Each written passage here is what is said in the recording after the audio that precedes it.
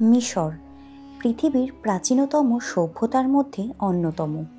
ইতিহাসে মোড়া এই পিরামিডের দেশ ছোটবেলা থেকেই আমাদের টানে।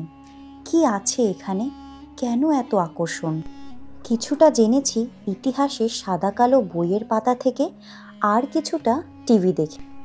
আমার মতো আপনাদেরও হয়তো ইতিহাসের বইয়ের পাতায় পিরামিডের ছবি দেখে সময় কেটে যেত ঘন্টার পর ঘন্টা। মনে আসতো অসংখ্য প্রশ্ন। এছাড়া শুধু পিরামিড নয়, তুতেনখামনের সোনায় মোড়া মমির রহস্য, রেমেসেস, নেফারতারি বা নেফারতিথি, সেসব কি আর ছেড়ে দেওয়া যায়? সত্যি এই ভিডিও শব্দ দিতে দিতেও আবারও যেন শেষ হবে ডুবে যাচ্ছিলাম।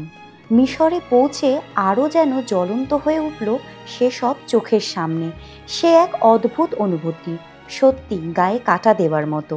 সব এক্সপিরিয়েন্স আপনাদের সাথে শেয়ার করতে চাই। হ্যালো এভরিওয়ান, আপনারা সবাই কেমন আছেন? আমাদের চ্যানেল ওয়ান্ডারিং অ্যান্ড ক্যাপচারিংয়ে আপনাদের সবাইকে স্বাগত জানাই। আগের ভিডিওতে আপনাদের দেখিয়েছিলাম কলকাতা টু কায়রোর জার্নি এবং সম্পূর্ণ ভিসা প্রসিডিওর। আজকের ভিডিওতে থাকবে মিশরের প্রথম দিনের অভিজ্ঞতা, যেখানে থাকবে কপটিক কায়রোর হিস্ট্রি এবং পিরামিডের প্রথম ঝলক। আমরা চেষ্টা করেছি ভিডিওগুলো ডে ওয়াইজ হিসেবে বানাতে, যাতে আইটিনারিটি বুঝতে আপনাদের সুবিধে হয়। চলুন তাহলে শুরু করি মিশরের প্রথম দিন। বেরোতে চলেছি কায়রো এয়ারপোর্ট থেকে। বাইরে ৬০০০ বছরের পুরনো সভ্যতা, নেফারতিতির দেশ, তুতানখামেনের দেশ। চলুন এক্সপ্লোর করি। পিরামিডের প্রথম দর্শন, এই তো এই সেই পিরামিড, নিজের চোখে দেখলাম। দেখুন দেখুন, উফ, জীবন ধন্য। আজ আমরা বেরিয়ে পড়লাম কপটিক কায়রোর ট্যুরের উদ্দেশ্যে। এই ট্যুরটা আমি বুক করেছি একটাই কারণে, কারণ দুটোর আগে চেক ইন হবে না। তো আমরা তো সকাল ৯টার মধ্যে পৌঁছে গিয়েছি, এবার ৯টা থেকে দুটো কি করব? তার থেকে ভালো আমরা কায়রো শহরটা একটু ঘুরে দেখি, এই সুযোগে কপটিক কায়রোটাও ঘোরা হয়ে যাবে, আর দুটোর সময় গিয়ে আমরা চেক ইন করবো। এবার চলুন বেরিয়ে পড়ি কায়রো শহর দেখতে। আমরা আজকে বুক করেছি এয়ারবিএনবি, আর সেটা একটা স্পেশাল জায়গায়, একদম গিজা পিরামিডের কাছে। আমাদের এয়ারবিএনবি কিন্তু এই কায়রো শহর থেকে বেশ খানিকটা দূরে, আর সেটা একবার যেহেতু কায়রো শহরে থেকে আমরা বেরিয়ে যদি আমরা এয়ারবিএনবি যাই, আবার ফিরে আসতে আবার আমাদের অনেক সময় নষ্ট হবে। তাই আমরা সেটা না করে আমরা আগেই কায়রো শহরটা ঘুরে আমরা একদম আমাদের এয়ারবিএনবি পৌঁছে যাব।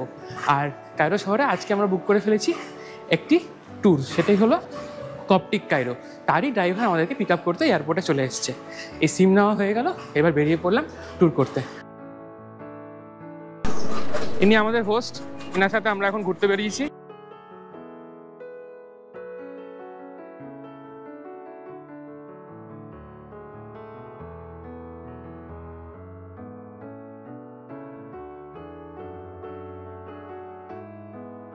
আমরা বেরিয়ে পড়েছি কায়রো শহরে। অদ্ভুত শহর, জানেন তো, পুরো শহরটা একদম বালির কালার। মনে হচ্ছে সত্যি যে বালির শহর বলে তার যথেষ্ট কারণ কিন্তু খুঁজে পাচ্ছি।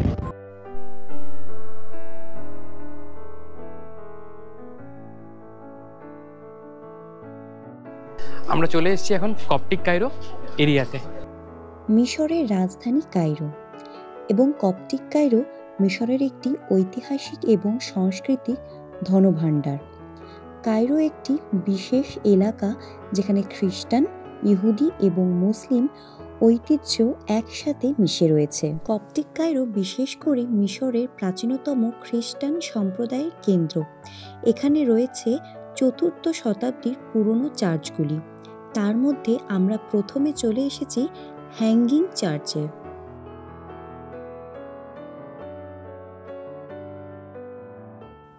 এই চার্চটিকে হ্যাঙ্গিং চার্চ বলার কারণ এটি কিছু পিলারের ওপরে হ্যাঙ্গিং অবস্থায় রয়েছে, সম্ভবত বন্যা থেকে রক্ষা করার জন্য, এবং চার্চটিতে মাদার ম্যারিও কিছুদিনের জন্য আশ্রয় নিয়েছিলেন। এই চার্চটি খ্রিস্টান সম্প্রদায়ের জন্য একটি গুরুত্বপূর্ণ তীর্থস্থান। চার্চটির বৈশিষ্ট্যগুলির মধ্যে রয়েছে রঙিন ফ্রেস্কো এবং মোজাইক, পাশাপাশি জটিলভাবে খোদাই করা পাথরের কাজ। চার্চটির অভ্যন্তরটিও উল্লেখযোগ্য। এর মধ্যে রয়েছে সুন্দরভাবে সজ্জিত কিছু পর্দা যা পবিত্র বলা হয় এবং বেশ কয়েকটি মূল্যবান ধর্মীয় বস্তু।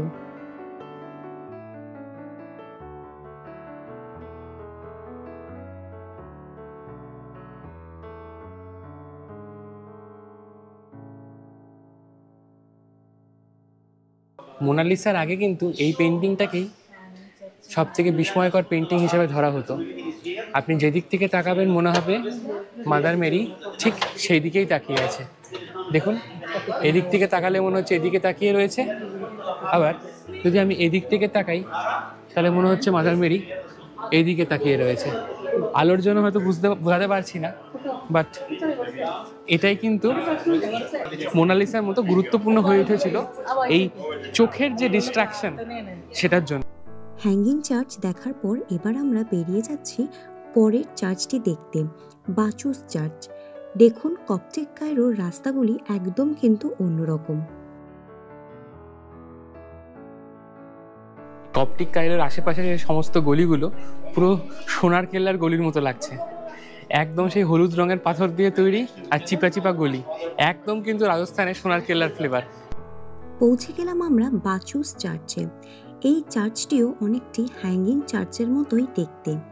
এটিও খ্রিস্টান সম্প্রদায়ের জন্য একটি গুরুত্বপূর্ণ তীর্থস্থান। হ্যাঙ্গিং চার্চের মতো এই চার্চটিরও বৈশিষ্ট্য হল রঙিন ফ্রেস্কো এবং মোজাইক, পাশাপাশি জটিলভাবে খোদাই করা পাথরের কাজ, আর রয়েছে পবিত্র পর্দা। বাচুস চার্চ এবং সেন্ট সেগিয়াস চার্চটি এত বেশি বিখ্যাত কেন? মিশরীয়রা বলেন মাদার ম্যারি এই চার্চটিতে বেসমেন্ট গুহায় লুকিয়ে রেখেছিলেন যিশুকে রাজা হেরোডের হাত থেকে রক্ষা করার জন্য। রাজা হেরোড সেই সময় পুরুষ শিশুদের গণহত্যা করতেন। সেন্ট সেগিয়াস চার্চটি আমরা ভিজিট করতে পারিনি সময়ের অভাবে। এটি হলো সেই পবিত্র কুয়ো যেখান থেকে মাদার ম্যারি জল পান করতেন। এখন সেটি ক্লোজড। মাদার মেরি আর যিশু কিন্তু ঠিক এইখানটাতেই 3 মাসের জন্য লুকিয়েছিল।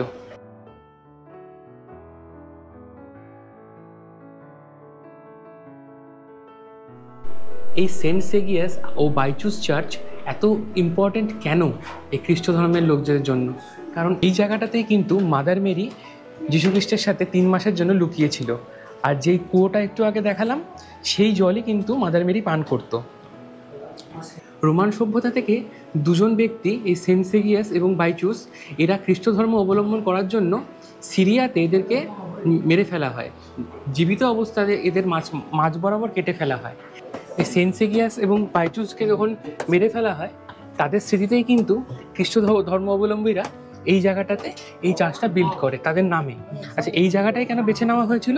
শুধুমাত্র মাদার মেরির এই জায়গাটাতে 3 মাস লুকিয়েছিল সেই স্মৃতির উদ্দেশ্যে কিন্তু এই চার্চটা এখানে তৈরি করা হয়। 1600 বছর পুরনো আর্কিটেকচার এই চার্চটি। একবার যদি ইজিপ্টে আসছেন তাহলে কিন্তু এই কপটিক কায়রো ট্যুরটা অবশ্যই নেবেন। প্রচুর প্রচুর প্রচুর অজানা জিনিস জানতে পারবেন, যেগুলো ইন্টারনেটেও প্রপারলি আমরা অনেক ভিডিও দেখে অনেক কিছু ডকুমেন্টারি পড়েও আমি এত কিছু জানতে পারিনি। যত ডিটেইলস এখানে আসলে আপনারা ফিল করবেন।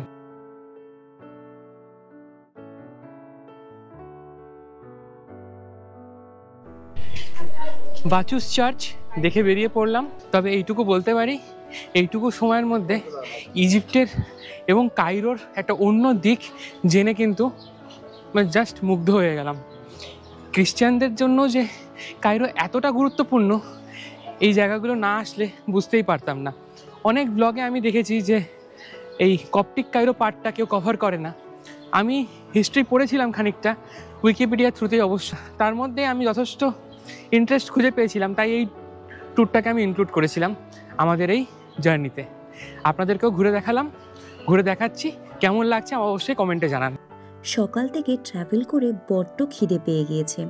আমরা এখন চলে যাচ্ছি লাঞ্চ করতে। উনি হোসনি, উনি কিন্তু আমাদের পুরো ট্রিপটা এখান থেকে হোস্ট করবেন। ওনার সঙ্গে কন্ট্যাক্ট করেই আমরা এসেছি। আর উনি প্রচুর ট্যুরিস্ট এখানে আসেন আমাদের ইন্ডিয়া থেকে, বেঙ্গল থেকে, তাছাড়া পুরো পৃথিবী থেকে। উনি কিন্তু পুরো টেক কেয়ার করেন। উনি একদম দারুণ হোস্ট। আমি সব কিছু জেনে বুঝে এসেছি। ওনার কন্ট্যাক্ট ডিটেলস আমি কিন্তু গ্রুপে দিয়ে দেবো। I promise I will make you very beautiful day tomorrow, and today also is the sunset. I will take you very special location. You can see all the view of the pyramids. উনি আজ আমাদেরকে sunset দেখাতে নিয়ে যাবেন পিরামিডের পিছনে, আর ওনার যে বাড়িটা যেখানে আমরা আজকে থাকবো এয়ারবিএনবি, সেটা কিন্তু একদম পিরামিডের পাশেই। সেখান থেকে জানলা খুললে আমরা পিরামিড দেখতে পাবো। ইজিপশিয়ান ব্রেড, হামুস আর স্যালাড, এই হচ্ছে লাঞ্চের আয়োজন। আরও মাংস আসছে, মানে চিকেন। এত জোর খিদে পেয়েছিল যে ভিডিও করার কথা ভুলে গিয়েছিলাম, তার জন্য দুঃখিত। আমরা প্রথমে দেখলাম খ্রিস্টান সম্প্রদায়ের কিছু নিদর্শন, এখন যাচ্ছি মুসলিম সম্প্রদায়ের মিশরীয় নিদর্শন দেখতে। এই মস্কটি 10ম শতাব্দীতে প্রতিষ্ঠিত এবং এটি এখন ইসলামের একটি প্রধান প্রার্থনা কেন্দ্র।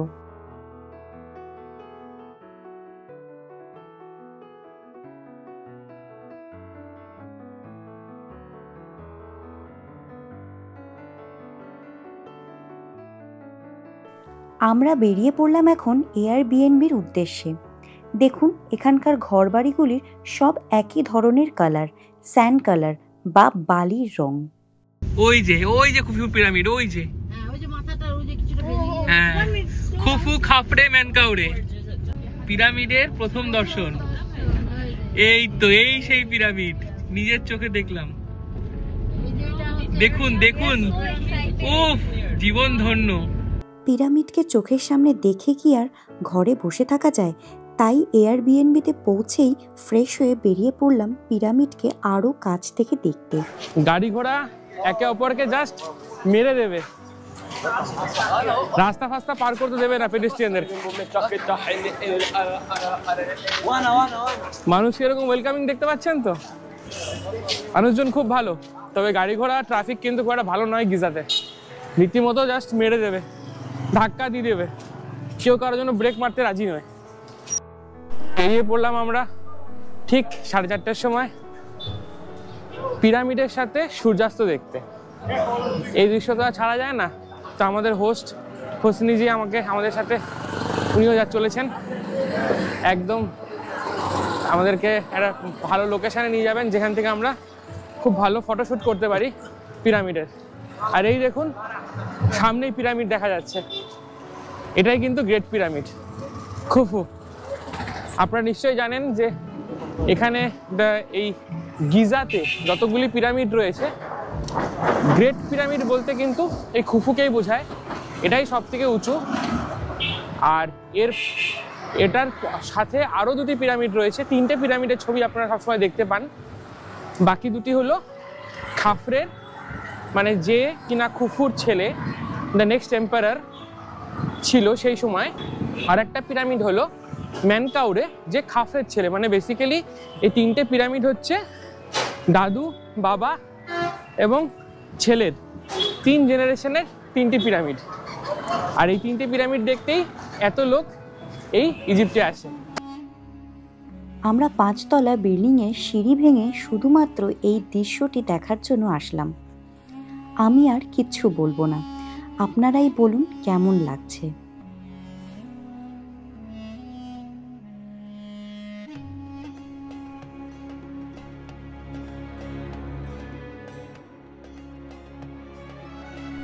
সূর্য ডুবুডুবু অবস্থায়, হাতে 1 কাপ কফি এবং স্নিগ্ধ বাতাস, সামনে এই মনোরম দৃশ্য।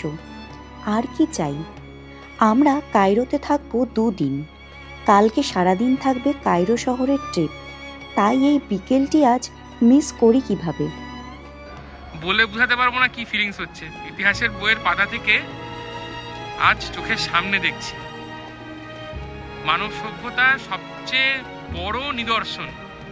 4000 বছর ধরে মানব সভ্যতাকে রিপ্রেজেন্ট করে চলেছে যে পিরামিড, তা আমার চোখের সামনে। জাস্ট দেখুন একবার, মানে কি বলবো, মানে অবাক হয়ে যাচ্ছি, জাস্ট অবাক হয়ে যাচ্ছি, শব্দ হারিয়ে যাচ্ছে আমার।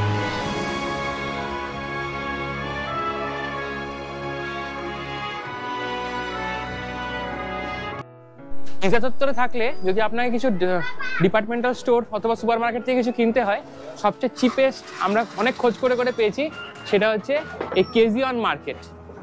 ঠিক এই গিজার পিরামিডগুলোর রাস্তা খুব সামনেই। কেজিয়ন মার্কেট গুগল করে দেখতে পারেন, এখানে কিন্তু সবচেয়ে কম দামে জল বা এগুলো, জলের দাম তো হিউজ, মানে 10 থেকে শুরু করে 100 অব্দি যাচ্ছে ইজিপশিয়ান পাউন্ড। তো বুঝে সুঝে কিনবেন, এটাই কিন্তু সবচেয়ে চিপেস্ট। চলুন প্রত্যেকটা প্রাইস আপনাদের দেখাচ্ছি।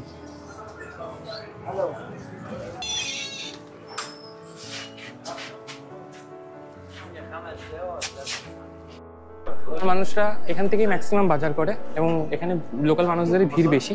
এই দেখুন কমলা লেবু 22.95 ইজিপশিয়ান পাউন্ড, 1.6 দিয়ে মাল্টিপ্লাই করে নিন, এটা 24 করে। আলু রয়েছে 15 করে। আলু কিন্তু এখানে বেশ সস্তা, আমাদের এখানে 40 করে যাচ্ছে, এখানে কিন্তু বেশ সস্তা, 20-22 করে পড়ছে পার কিলো। কোল্ড ড্রিঙ্কস এগুলো 12 টাকা করে, 12 পাউন্ড করে, তার মানে এটা কত 20 করে। হ্যাঁ, এটা অলমোস্ট আমাদের ওখানকার মতোই দাম, কিন্তু ইজিপ্টে খুব বেশি নয়, মানে ইজিপ্ট কিন্তু খুব বেশি গ্রসারিজ দিক থেকে কিন্তু খুব একটা কস্টলি নয়, যা আমি বুঝলাম। এখানে বিভিন্ন রকম ব্র্যান্ড রয়েছে, আপনারা যেরকম খুশি নিতে পারেন। দেখুন এই ছোট বোতল জলগুলো 4.2 ইজিপশিয়ান পাউন্ড, 1 ইজিপশিয়ান পাউন্ড মানে 1.6 আমাদের ইন্ডিয়ান রুপিস। আর এই বড় বোতলগুলো 8.75-এরও রয়েছে আর 7.92-এরও রয়েছে। এই যে 792, আমরা এইগুলোই নিচ্ছি, মানে 8 টাকা করে, এই 12-14 টাকা করে 1.5 লিটার জল, না 2 লিটার জল মনে হয়, 1.5 লিটার জল 8 ইজিপশিয়ান পাউন্ড, মানে পাক্কা ওই 12-13 টাকা। জল কিন্তু খুব একটা কস্টলি নয়, জল সস্তাই রয়েছে। আর কফি মিল্ক সব বিভিন্ন রকম দামের রয়েছে, নর্মাল নেসকাফিটাই সবচেয়ে সস্তা। কিটক্যাট ফ্লেভারের কর্নেটো, কিটক্যাট কর্নেটো, এই জিনিস আমাদের দেশে কিন্তু দেখিনি। আর নর্মাল কর্নেটো রয়েছে, কোয়ালিটি ওয়াইজ। চলুন এবারে এয়ারবিএনবিটি আপনাদের ঘুরে দেখাই। আমরা কিন্তু কায়রোতে একটি এয়ারবিএনবি নিয়েছি, এই অ্যাপার্টমেন্টটি আপনাদেরকে একবার ঘুরে দেখাই। প্রথমেই রয়েছে সুবিশাল একটি ড্রয়িং রুম, দেখুন কত বড় ড্রয়িং রুম, একটি ড্রেসিং কর্নার, টিভি, 2টি সোফা সেট এবং ডাইনিং, সঙ্গে রয়েছে 2টি কাপবোর্ডস, যেগুলোর কোনো আমার ইউজ আছে বলে আমার মনে হয় না। এবং সবথেকে বড় ইউএসপি হলো এখান থেকে এই গিজার পিরামিডের ভিউ। আমরা আছি এই এয়ারবিএনবিটা কিন্তু গিজাতে। দেখুন সামনে 2টি সুবিশাল পিরামিড, তৃতীয় পিরামিডটি অন্ধকারে ঢাকা, ভিডিওতে বোঝা যাচ্ছে একটু হলেও। প্রথমটি হলো খুফুর, দ্বিতীয়টি খাফরের এবং তৃতীয়টি ম্যানকাওরের। এই পিরামিডগুলি আমরা আগামীকাল ভিজিট করব। আর এখানে রয়েছে একটি বিশাল বড় ব্যালকনি। পিয়ালি কিন্তু আসার পর ম্যাগি বানিয়ে খাওয়া শুরু করে দিয়েছে এই পিরামিডের ভিউয়ের সাথে। চলুন এবার নিয়ে যাচ্ছি বাকি রুমগুলোতে।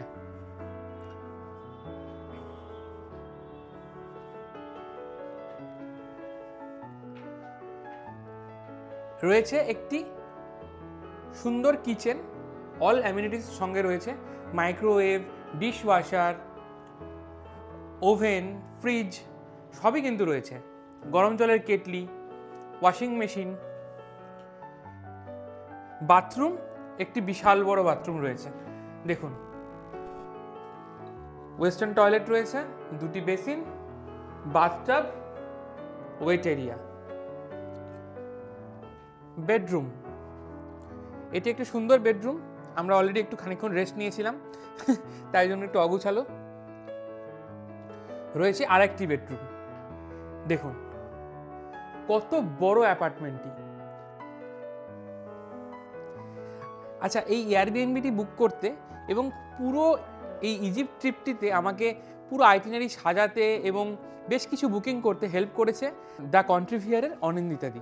আপনারা যারা ইজিপ্ট ভ্রমণ করতে আসছেন, আপনারা কিন্তু অনিন্দিতাদির সঙ্গে যোগাযোগ করতে পারেন। উনি কিন্তু এই ইজিপ্ট ট্রিপের অনেক অভিজ্ঞ মানুষ, একজন, প্রচুর জনকে হেল্প করেছে। এটা কোনো প্রমোশনাল ভিডিও নয়, তবু বলছি উনি কিন্তু আমাদেরকে যথেষ্ট সাহায্য করেছে। এইভাবেই কাটালাম আমাদের ইজিপ্টের প্রথম দিন। আপনাদের কেমন লাগলো কপটিক কায়রো এবং পিরামিডের প্রথম ঝলক আমাদের অবশ্যই জানাবেন, আমরা অপেক্ষায় থাকব এবং সমস্ত বুকিং লিংক থাকবে ডেসক্রিপশনে। দেখা হচ্ছে পরের ভিডিওতে। ততদিন সবাই খুব সুস্থ থাকবেন, ভালো থাকবেন এবং মন খুলে ঘুরবেন।